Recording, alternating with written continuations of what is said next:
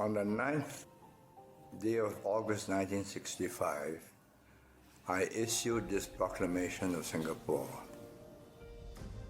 Whereas it is the inalienable right of a people to be free and independent, and whereas Malaysia was established on the 16th day of September 1963 by a federation of existing states of the Federation of Malaya and the states of Sabah, Sarawak, and Singapore into one independent and sovereign nation. And whereas it was also agreed by the parties to the said agreement that upon the separation of Singapore from Malaysia, the government of Malaysia shall relinquish its sovereignty and jurisdiction in respect of Singapore, so that the said sovereignty and jurisdiction shall on such relinquishment vest in the government of Singapore. And whereas by a proclamation dated the 9th day of August in the year 1965, the Prime Minister of Malaysia, Tunku Abdul Rahman Putra Al-Haj, did proclaim and declare that Singapore shall, on the 9th day of August in the year 1965, cease to be a state of Malaysia and shall become an independent and sovereign state and nation, separate from and independent of Malaysia, and recognized as such by the government of Malaysia. Now I, Lee Kuan Yew, Prime Minister of Singapore, do hereby proclaim and declare, on behalf of the people and the government of Singapore, that as from today, the 9th day of August, in the year 1965, Singapore shall forever be a sovereign, democratic, independent nation, founded upon the principles of liberty and justice, and ever seeking the welfare and happiness of a people in a more just and equal society. Signed, Lee Kuan Yew, Prime Minister of Singapore, and dated the 9th day of August, 1965.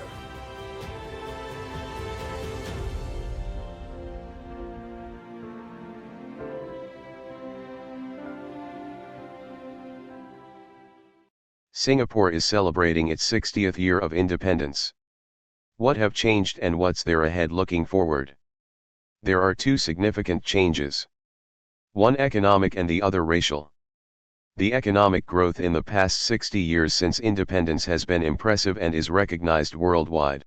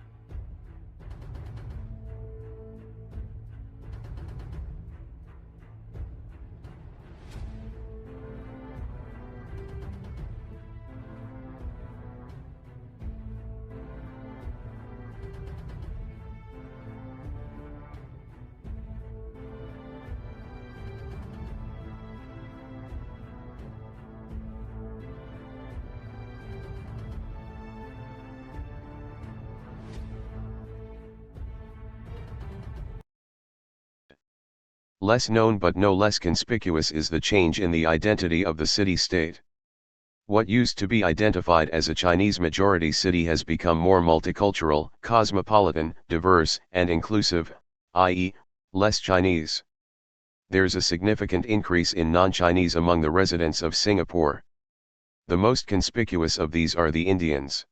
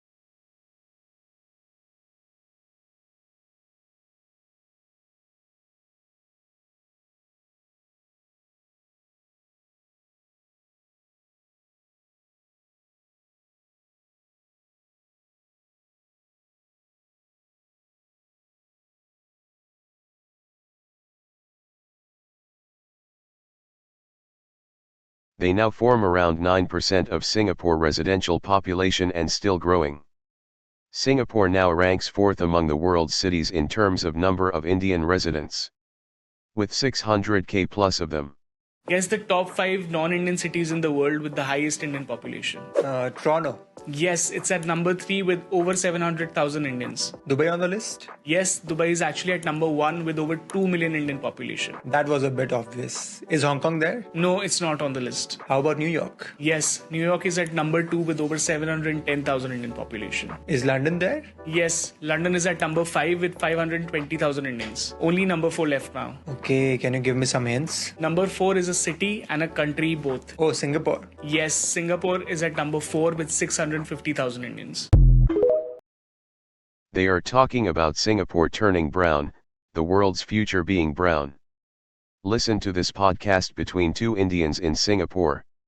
One a journalist of the Straits Times, the other an Indian international author who has called Singapore home. This will give you an idea of how Indianized Singapore has become. This is only going to get worse if the Chinese majority ignore it. And here in Singapore, as you know, Changi Business Park has begun to be called, not always kindly if I may say so, as Chennai Business Park. Indeed, one of the arguments I make in this book, Ravi, is that the Indian diaspora will be far larger than the Chinese diaspora in the next 10, 20, 30 years. And to my knowledge, Ravi, I'm the first person to make this case, even though it's a fairly linear and obvious statement, which is to say that because India is much younger than China, Indians have a higher propensity to leave India than Chinese do China. The Chinese diaspora is concentrated in the Asia Pacific, whereas the Indian diaspora is truly global. The share of foreign professionals in the OECD countries, meaning skilled professional migrants, already Indians are more than 1 million more in that overall number than Chinese are. In other words, about 3.5 million Indians as skilled migrant workers in OECD countries versus only 2 million Chinese. And the trend entirely favors Indians over Chinese because many Chinese are going back home, whereas more and more Indians are leaving India.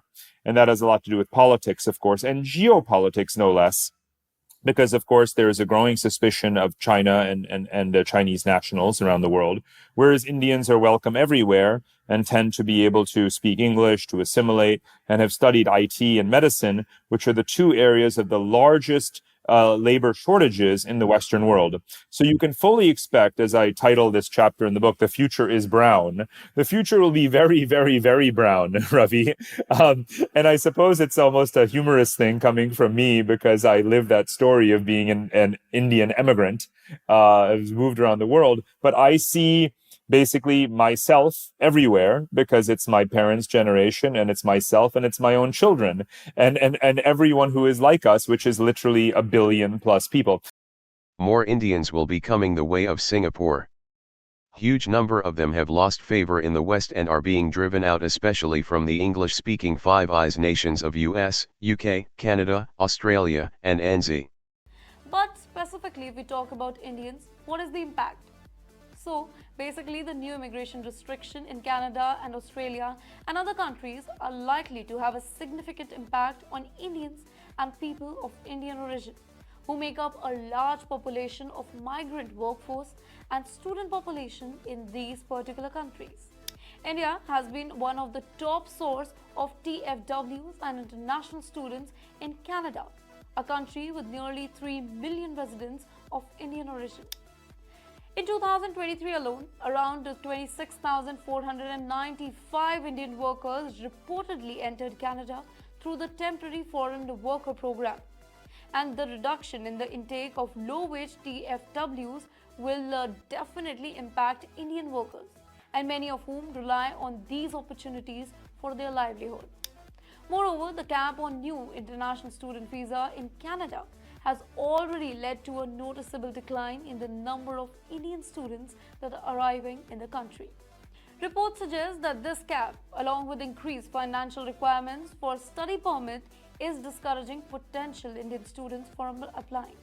Now, the situation is further complicated by diplomatic tension between Canada and India, which has contributed to a decline in visa approvals and student enrollments from India. In fact, the recent shift in Canadian migration policy has put more than 70,000 international student graduates at risk of deportation. These graduates, many of whom have already completed their studies and working in Canada, may now face deportation due to the change in the rules that are governing postgraduates' work permits and pathway to permanent residency. The country is witnessing widespread protests to amend or revoke these particular policies. As for Australia, where Indian students form a significant portion of international student body, the new visa fee hike and intake restriction are likely to deter many for pursuing the higher education in these areas. India, you want to act like that, stay where you came from. No, I will stay here only. We are all coming and we are taking over. We will replace you all. We are going to work at the Tim Hortons and mess up your order on purpose only. We will marry your woman and shit on your beach. Nothing you can do will stop us. Nothing. Soon the takeover will be complete. What's up, everyone? Today, we're diving into some seriously controversial territory. We're talking about why some Canadians are getting worked up about Indian immigration. And when I say worked up, I mean they're basically losing their minds. In early 2025, the Indian community in the UK faces a harsh reality due to a nationwide crackdown on immigration, targeting Indian restaurants and migrant-run businesses. A blitz is underway.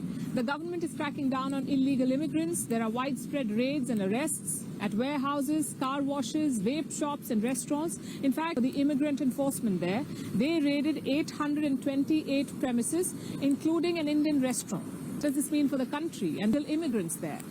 Why are they being deported in droves now, and how many Indians are living in the UK illegally? Over 828 immigration raids were conducted that led to about 600 arrests and deportations, of which the majority were Indian nationals. Concurrently, the UK government is implementing stringent changes to its immigration system, effective July 2025, making it more difficult for Indian citizens to work, study and settle in the country. This combination of actions reflects a significant shift in the government's attitude towards Indian migrants, prompting many to consider leaving the UK, with data indicating a trend of mass emigration. English-speaking Singapore is their favorite alternative. If this is not bad enough for Singapore, there's the population explosion in India and rising Hindu-Indian imperialism. India has embarked on reviving its old Hindu empire. It's called Akhand Bharat. What is Akhand Bharat? It means undivided India, a vision that goes way beyond today's borders. According to Hindu nationalist ideology, Akhand Bharat includes not just India, but also Pakistan, Bangladesh, Nepal, Bhutan, Sri Lanka, and sometimes even Afghanistan and Myanmar. But the most extreme versions go much further, stretching across Tibet and Southeast Asia, deep into Indonesia, Malaysia, Thailand, Cambodia, Laos, and even parts of the Philippines, all regions once touched by Indian culture, religion, and trade. Supporters claim it's about restoring cultural unity, pointing to ancient times when these regions shared religion, language, and trade under Indian empires. But critics say it's modern-day imperialism disguised as nostalgia. Maps of Akhand Bharat have even caused diplomatic backlash, like when Nepal and Pakistan protested an official Indian parliament mural in 2023. So, is Akhand Bharat a symbol of civilizational pride, or a dangerous dream of redrawing borders? Singapore is definitely in the mind of those Hindu-Indian imperialists. While celebrating its 60th year of independence, those who run Singapore should be fully aware of the Indian threat in the coming years.